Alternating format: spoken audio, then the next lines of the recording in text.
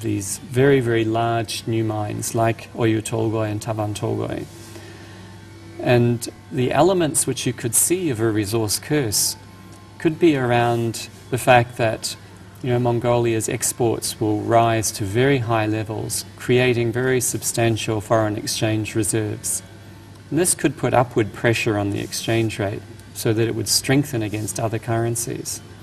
Now, if this happens, what it means is that in Mongolian Tuareg terms, your other producers of primary produce, such as your Kashmir producers, for example, would actually receive less for their exports. And therefore, it's a disincentive to the development of other sectors of the economy. Now, this is sometimes referred to as Dutch disease, and it is one component of what could be the resource curse. When Tuareg appreciates as it is now, more or less, somebody is even predicting more appreciation, and we don't have much export other than Kashmir. Don't you think it's better for the economy in terms of salary, etc., value of the money? Yes, but at the end of the day, the mining industry does not employ many people. Exactly. Whereas the agricultural sectors is a big employer. But if the agricultural sectors become less competitive in the international market, then it will be very difficult for them to be self-sustaining into the future. So yes, we might have a very large mining industry and you might have significant government revenues, but at the end of the day, the average Mongolian needs a job. And so one of the big challenges which is going to be there in the immediate future will be ensuring that the economy does diversify, that there is a focus on those things where Mongolia can be competitive internationally, and the development of these sectors in such a way that the base of the economy broadens rather than narrows just onto the mining sector. What kind of, you think, what kind of businesses that can be competitive internationally, or what is the sector that we can develop into that level? Well, if we look at successful examples from other parts of the world, we find that many of these countries focused very, very heavily on supporting the supply side to the mining industry. These mines are a very big market for goods and services, and they're very specialized goods and services. But they are goods and services which can be drawn from Mongolia. And by focusing on developing the suppliers to the mining industry, that is one way that you can in fact generate a lot of employment in a short space of time. For example, like what?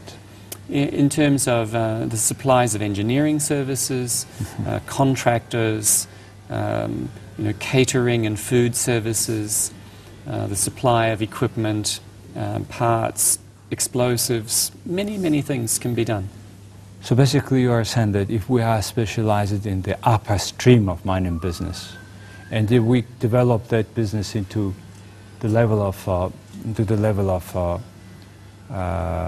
providing services all around the world, not only for Mongolia, then we can have a competitive industry? And, yes, and that has happened in other parts of the world, even to the point where some countries now no longer have a mining industry, but they still have a very strong miner supply industry, like countries like Sweden, for example. Not such a big mining industry anymore, but one of the biggest suppliers of drilling equipment.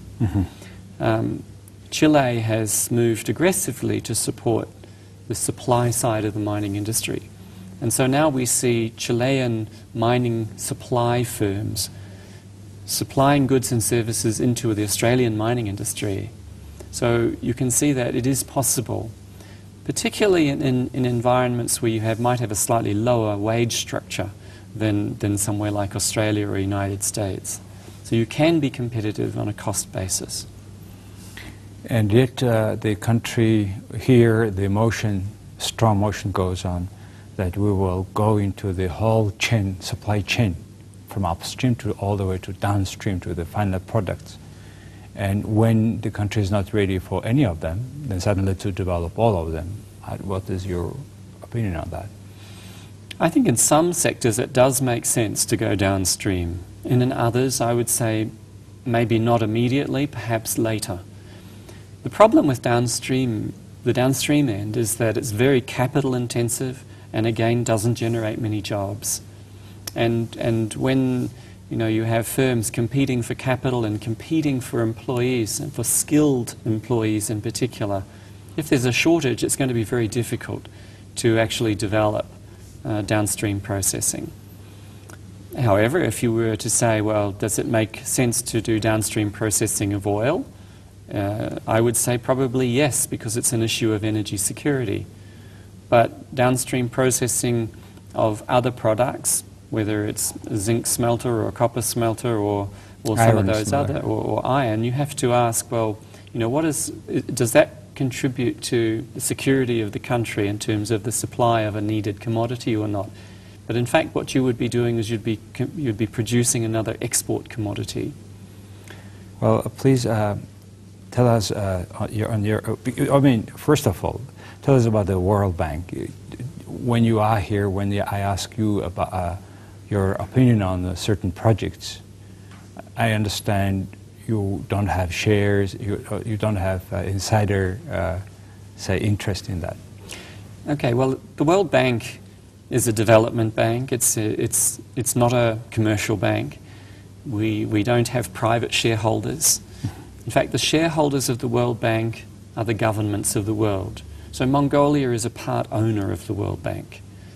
And our mandate is to eliminate poverty in the world.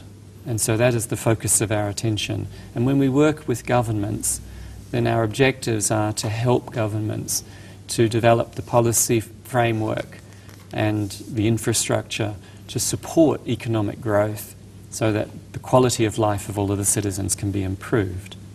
So we don't have branches where we have people contributing savings and so on. That's not the way the World Bank works. So you're not investing in these big mines yourself as a World Bank? Well, there are different arms in the World Bank.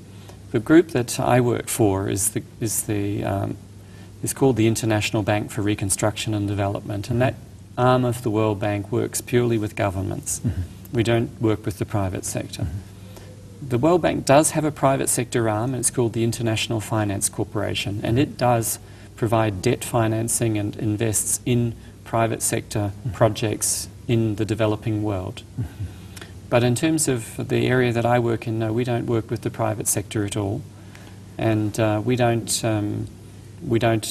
take equity positions in these projects. What we do is we provide financing to the government to build infrastructure and to do capacity building and regulatory reform. Those are the main areas we work on. Speaking about infrastructure, we talk about big projects, and yet we don't have proper infrastructure. Even we do not supply properly with electric energy the city. Nothing to say about the road conditions, another capacity in power in south. Mm-hmm. What is your opinion on that, and what we have to do on that?